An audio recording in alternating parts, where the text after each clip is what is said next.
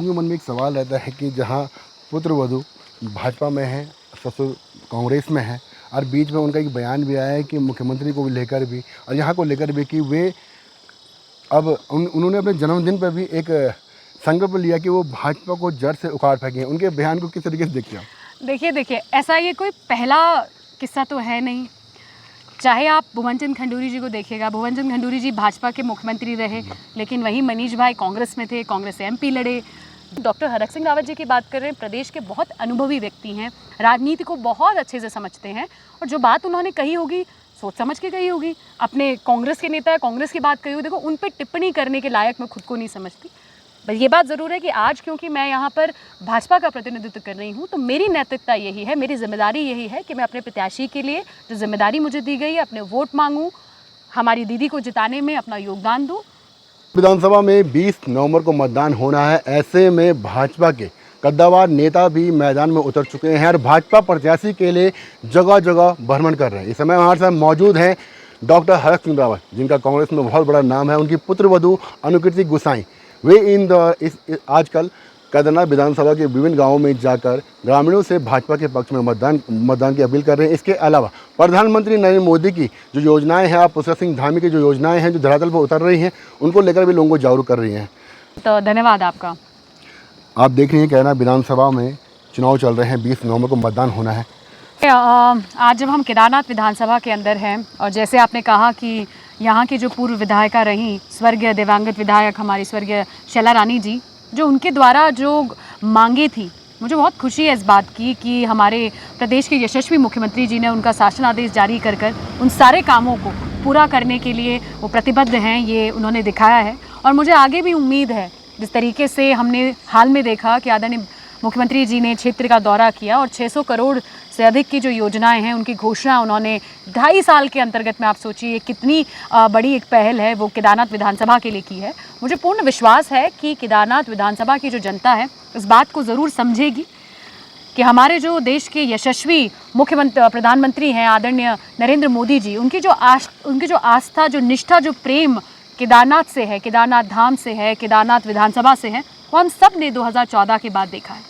भले ही पक्ष विपक्ष की बात हो तो लोग इस पे आरोप प्रत्यारोप करेंगे या शायद पब्लिकली ना एग्री करें, पर दिल से इस बात को सब जानते हैं कि 2014 के बाद एक बहुत मैं कहूँगी डायनामिक रूप से केदारनाथ विधानसभा के अंदर काम हुए हैं। केदारपुरी का चाहे नवनिर्माण हो, केदारनाथ धाम के अंदर उसका पुनर्निर्माण का काम हो, वो सारी चीज़ें आदरणीय नरेंद्र मोदी जी के नेतृत्व में हुई हैं और एक अंतर्राष्ट्रीय पहचान के रूप में हमारे धाम को पहचान मिली है। और लोगों ने, मैं सोचती हूँ, जो बढ़ोतरी हुई है केदारनाथ धाम में 2014-15 के बाद, जब से प्रधानमंत्री जी, मैं सोचती हूँ पहले प्रधानमंत्री होंगे जो 6 से 7 बार का दौरा केदारनाथ धाम का कर चुके हैं। और उसके बाद आपने पर्यटन में भी, जो धार्मिक पर्यटन में भी आपने बढ़ावा देखा होगा, और उससे प्रत्यक्ष अप्रत्यक्ष रूप से केदारनाथ घाटी के अंदर बहुत सा रोजगार भी आया है। तो मुझे उम्मीद है ये सारी चीज़ों को समझते हुए केदारनाथ की जनता इस समय भारतीय जनता पार्टी के लिए, विशेषकर मातृशक्ति के लिए ज़रूर वोट करेगी और हमारी बड़ी दीदी आशा नौटियाल को भारी मतों से विजय बनाएंगी। क्योंकि अगर आप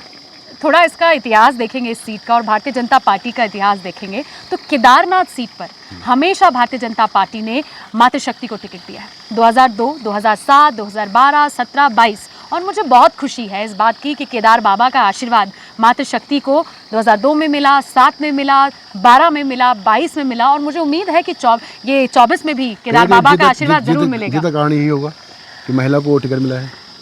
देखिए, होना चाहिए। मैं तो हमेशा इस बात की पक्षधर हूँ कि जितनी महिलाएं राजनीति में आएंगी उतनी ज़्यादा मैं सोचती हूँ कि जो सामाजिक स्थितियों में हम बदलाव चाहते हैं, परिवर्तन चाहते हैं, वो ज़रूर होगा।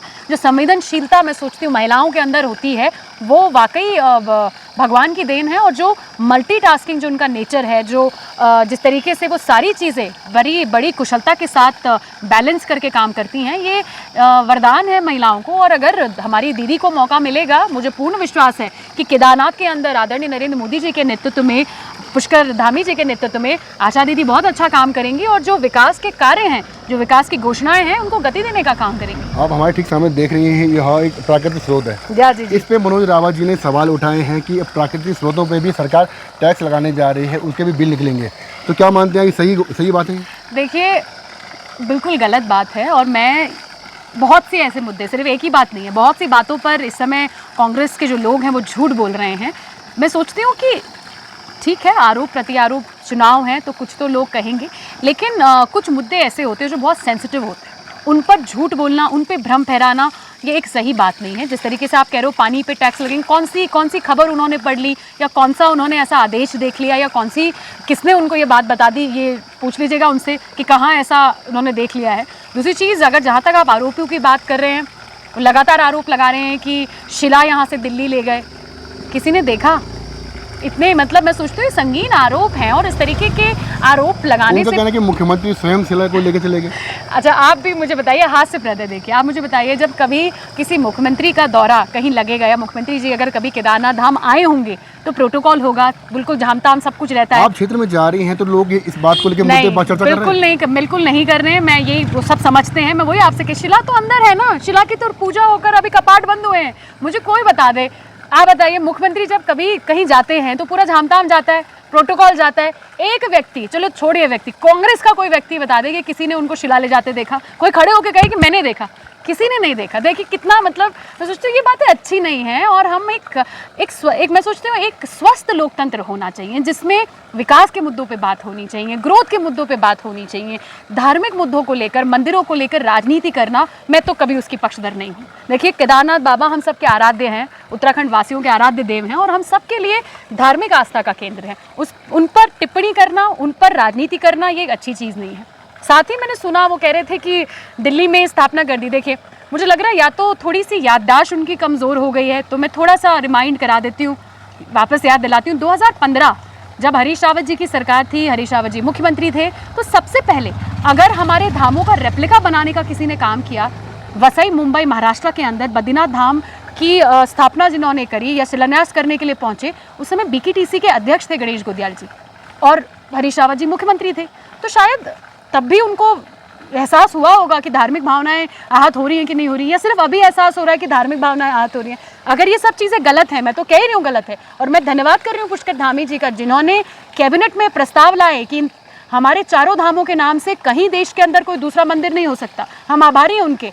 लेकिन अगर जिनको कष्ट था तो 2015 में वो कष्ट नहीं हुआ, बस 2024 में जब केदारनाथ धाम के अंदर लग रहा है कि आज भारतीय जनता पार्टी की सरकार आ जाएगी, या भारतीय जनता पार्टी की सीट आ जाएगी, तो तब इस बात को कह रहे हैं, तो ये सही बातें नहीं है। देखिए, मैं इस बात को कहना नहीं चाहती थी, ना ही मैं कभी धार्मिक मुद्दों का या धार्मिक चीज़ों का राजनीतिकरण करने की पक्षधर हूँ, लेकिन ये बात क्योंकि आपने भी पूछी और मैंने कई जगह सुनी भी कि सोशल मीडिया पे आदरणीय पुष्कर सिंह धामी के लिए कह रहे हैं, डाइवर्ट करने की बात भी बार बार सामने आ रही है। देखिए, फिर से वही बात, आप मुझे बताइए कि अगर कोई व्यक्ति कहीं बाहर से केदारनाथ धाम के लिए, अरे आप हैं, अगर आप केदारनाथ धाम जाना चाहते हैं तो आप कहीं और जाओगे क्या? जब हम सोच के आए कि भाई केदारनाथ धाम जाना है तो डाइवर्ट कैसे होगा, रास्ता कैसे डाइवर्ट होगा? अफवाह फैलाई गई, झूठ बोला गया है। बिल्कुल, मैं आपसे कह रही हूँ अफवाह फैलाई गई, और ये सही बात नहीं है। मैं इस बात की बिल्कुल विरोधी हूँ, ये बात बिल्कुल ठीक नहीं है। आप किसी और चीज़ को लेकर कुछ और बात कर सकते हैं, पर धार्मिक मुद्दों पर, इतने सेंसिटिव मुद्दों पर झूठ बोलना, इस तरीके की चीज़ें करना, ये सही नहीं है। आप मुझे बताइए ना, कहाँ डाइवर्ट करी गई, कौन डाइवर्ट हुआ? क्या वो केदारनाथ धाम नहीं जा पाए? उनकी तो पूरी यात्रा निकल रही थी। उस यात्रा में आपने देखा कि, देखिए कहने वाली बात नहीं है, लेकिन हम सब ने देखा कि कांग्रेस की जो केदारनाथ यात्रा निकली, उसकी क्या हालत कांग्रेस के लोगों ने करी। प्रदेश के अध्यक्ष, उनके जो प्रदेश अध्यक्ष हैं बेचारे, बहुत मेहनत करते हुए यात्रा को ऊपर ले गए, और अंत में 4 लोगों के साथ उन्हें यात्रा खत्म करनी पड़ी। तो ये सब चीज़ें दिखाता है कि केदार धाम के लिए उनकी क्या आस्था है, या वो केदारनाथ धाम को कितना मानते, सिर्फ भाषणों में नहीं, सिर्फ राजनीति के लिए नहीं, वाकई मानना भी चाहिए। मेरे ख्याल से 4 से 5 बार इस बात का जिक्र किया गया कि आदरणीय प्रियंका गांधी जी आएंगी, राहुल गांधी जी यात्रा में आएंगे, केदारनाथ धाम जाएंगे, लेकिन मुझे नहीं लगा, या आप शायद मुझसे मिस हो गया, आपने देखा क्या?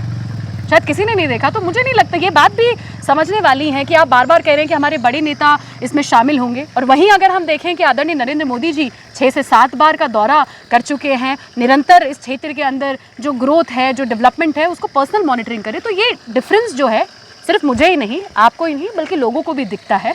और लोगों के मन में एक ये भी सवाल है कि दिवंगत विधायक सल्लानी की मृत्यु के बाद इस सीट को, चूँकि बद्रीनाथ और मंगलोर की सीट हारने के बाद डर होने के चलते कहीं ना कहीं भाजपा ने 600 की घोषणाएं की हैं, वह भी हवाई साबित होंगी। देखिए, ऐसा नहीं है। मैंने आपसे कहा भी, कुछ शासनादेश हम सब ने भी देखे, आपने भी देखे होंगे, सोशल मीडिया के माध्यम से मैंने भी देखे। तो अगर शासनादेश उसमें जारी किए गए हैं, तो ऐसा नहीं है कि हवाई चीज़ें हैं। धरातल पे आज हम विधानसभा के पहले अंदर, भी बहुत घोषणाएं हुई हैं, उनका कार्य नहीं हुआ। देखिए ऐसा नहीं, आज हम धरातल इस विधानसभा के अंदर खड़े हैं, ऑल वेदर रोड, जिससे हम सभी लोग देहरादून से यहाँ आए होंगे, आप भी आए होंगे, हम सब ने देखा, कोई कुछ भी कहता रहा, ये लोग भी इसी से आ रहे होंगे। एक मेजर चेंज है जिसको कई बार कांग्रेस के लोग कहते हैं कि हमारे समय का है, कहते हैं ना, लेकिन आज कहेंगे कि गलत है। तो ऐसा नहीं है, अगर कोई चीज़ अच्छी है तो कहो मेरी है, कोई चीज़ बुरी है तो कहो इनकी है।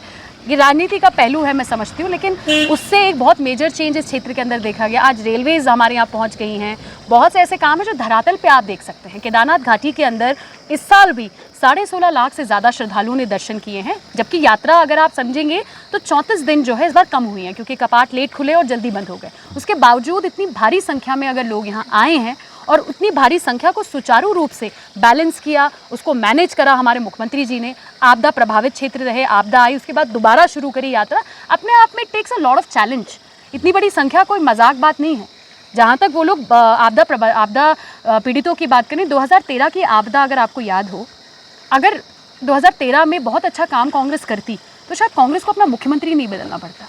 अगर आपको भी याद होगा तो आपदा के तुरंत बाद मुख्यमंत्री बदलकर उन्होंने हरीश रावत को बनाना पड़ा। तो उसका अर्थ, उसका कहीं ना कहीं मैसेज था कि लोग शायद खुश नहीं थे, लोग शायद सरकार से खुश नहीं थे, इसलिए उन्होंने मुख्यमंत्री बदल दिया। तो देखिए, ये सब चीज़ें समझने वाली हैं और लोग इस समय बहुत जागरूक हैं, बहुत चीज़ों को समझते हैं। और अब कोई पुराना समय तो रह नहीं गया, सब चीज़ें अब बिल्कुल पारदर्शिता है, हर व्यक्ति देख सकता है, समझ सकता है। अभी जब हम जिस तरीके से एक बुज़ुर्ग से बात भी कर रहे थे, उन्होंने भी जिस तरीके से कहा, चाहे उनकी पेंशन को लेकर हो, किसान निधि को लेकर हो, सारी सुविधाएं उनको मिल रही हैं, राशन को लेकर हो, लोग अपने आप में सरकार से खुश हैं। हो सकता है नाराज़गी कभी कभी छोटी छोटी बातों की रहती है, ऐसा नहीं है कि आप हमेशा सबको खुश नहीं कर सकते, लेकिन उन सारी चीज़ों को भी मुझे उम्मीद है कि हमारी दीदी, जो कि बहुत सरल स्वभाव की हैं, बहुत मृदुभाषी हैं, महिला हैं, और मुझे पूर्ण विश्वास है कि वो ज़रूर सबको मनाएंगी और जो लोग नाराज़ हैं उन्हें मना लेंगी, मुझे विश्वास है, और बहुत भारी मतों से वो यहाँ से विजय होकर जाएंगे।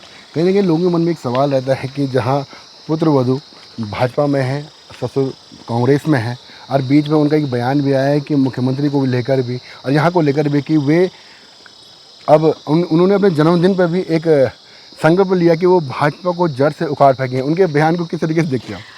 देखिए, ऐसा ये कोई पहला किस्सा तो है नहीं। चाहे आप भुवन चंद खंडूरी जी को देखिएगा, भुवन चंद खंडूरी जी भाजपा के मुख्यमंत्री रहे, लेकिन वहीं मनीष भाई कांग्रेस में थे, कांग्रेस से MP लड़े। माधवराव सिंधिया जी रहे, उनकी माता जी को हमेशा भाजपा में रही, वो कांग्रेस में रहे। तो ऐसा नहीं है, देखिए, ज़रूरी नहीं है कि एक ही घर के लोग एक ही विचारधारा के हों। हर व्यक्ति का पॉलिटिकल ओपिनियन डिफरेंट हो सकता है, और मैं सोचती हूँ कि यही एक स्वतंत्र लोकतंत्र, स्वस्थ लोकतंत्र की पहचान है कि हर व्यक्ति को अपनी अभिव्यक्ति की आज़ादी हो, अपने पॉलिटिकल ओपिनियन की आज़ादी हो। और ये आज़ादी मुझे मेरे घर से मिलती है, मेरे ससुराल जी से भी मिलती है। ससुर जी ने मुझे हमेशा इस बात की आज़ादी दी, इतना इंडिपेंडेंट बनाया कि अपनी बात को मैं बेबकी से रख पाऊँ, अपने पॉलिटिकल ओपिनियन में चुन पाऊँ। जिस तरीके से हम जब महिला सशक्तिकरण की बात करते हैं, तो शायद ये भी तो एक महिला सशक्तिकरण है कि जब अपनी बात को आप कह सको, अपने पॉलिटिकल ओपिनियंस को, अपनी विचारधारा को आप परस्यू कर सको। और इस बात में मुझे कोई, इस बात को कहने में मुझे कोई संकोच नहीं है कि वो कांग्रेस के नेता हैं। और जहाँ तक डॉक्टर हरक सिंह रावत जी की बात कर रहे हैं, प्रदेश के बहुत अनुभवी व्यक्ति हैं, राजनीति को बहुत अच्छे से समझते हैं, और जो बात उन्होंने कही होगी सोच समझ के कही होगी। अपने कांग्रेस के नेता, कांग्रेस की बात कही होगी, देखो उन पर टिप्पणी करने के लायक मैं खुद को नहीं समझती। बस ये बात ज़रूर है कि आज क्योंकि मैं यहाँ पर भाजपा का प्रतिनिधित्व कर रही हूँ, तो मेरी नैतिकता यही है, मेरी जिम्मेदारी यही है कि मैं अपने प्रत्याशी के लिए जो जिम्मेदारी मुझे दी गई है, अपने वोट मांगूँ, हमारी दीदी को जिताने में अपना योगदान दूँ, और उसको करने के लिए मैं प्रतिबद्ध हूँ। उत्तराखंड के विकास में मुख्यमंत्री पुष्कर सिंह धामी का किस प्रकार का नजरिया देखते हैं, किस प्रकार का विकास की रूपरेखा देखते हैं आप, किस प्रकार का वो विकास उत्तराखंड के लिए, और खास तौर पर केदारनाथ विधानसभा का नेतृत्व बनने के बाद, दिवंगत के बाद उन्होंने लिया है, किस प्रकार की वो जिम्मेदारी निभा रहे हैं? देखिए, आदरणीय पुष्कर सिंह धामी जी के लिए मैं ये कहना चाहती हूँ कि वो उत्तराखंड के युवा मुख्यमंत्री तो हैं ही हैं, हम सब के लिए प्रेरणा स्रोत हैं, लेकिन साथ ही साथ मैं सोचती हूँ कि उनसे ज़्यादा संवेदनशील मुख्यमंत्री मैंने उत्तराखंड के अंदर नहीं देखे।